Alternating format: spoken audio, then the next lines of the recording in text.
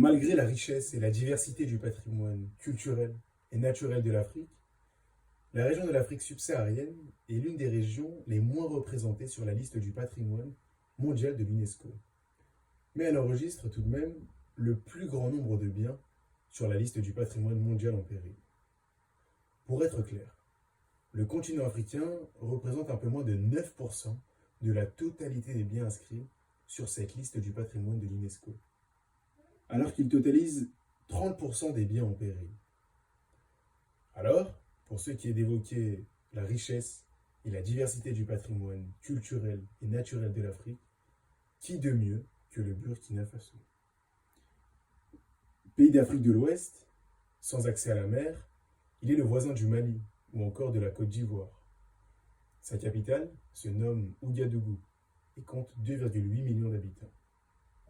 En juillet 2019, le pays compte 3 sites inscrits au patrimoine mondial: 2 culturels et 1 naturel.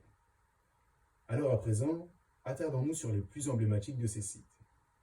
Les sites de métallurgie ancienne du fer du Burkina Faso. Ce bien est composé de 5 éléments situés dans différentes provinces du pays. Ces sites constituent un seul bien inscrit sur la liste du patrimoine mondial de l'UNESCO.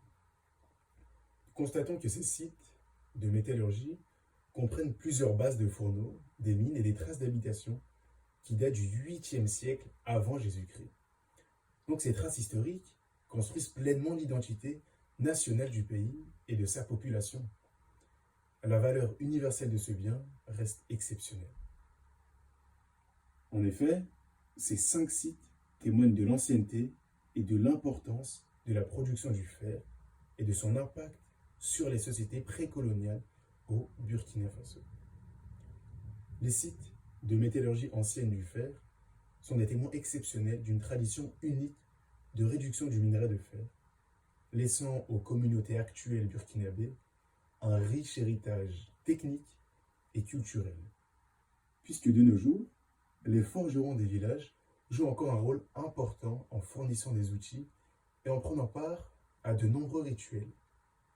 En tant que maîtres du feu et du fer, les forgerons perpétuent des rites et des pratiques sociales ancestrales qui leur confèrent ainsi un rôle important au sein de leur communauté. À Yamane, Kindibo et Douroula, les provinces accueillant ces sites. De plus, l'apparition très ancienne à l'échelle mondiale de cette technologie du fer a eu des conséquences significatives sur l'histoire des peuples africains. Pour conclure, le choix de l'UNESCO d'inscrire ces sites de métallurgie sur la liste du patrimoine mondial est totalement logique et même indispensable. L'UNESCO valorise ainsi l'importance de la transmission d'un patrimoine africain de génération en génération. Ce patrimoine permet de se forger une identité nationale.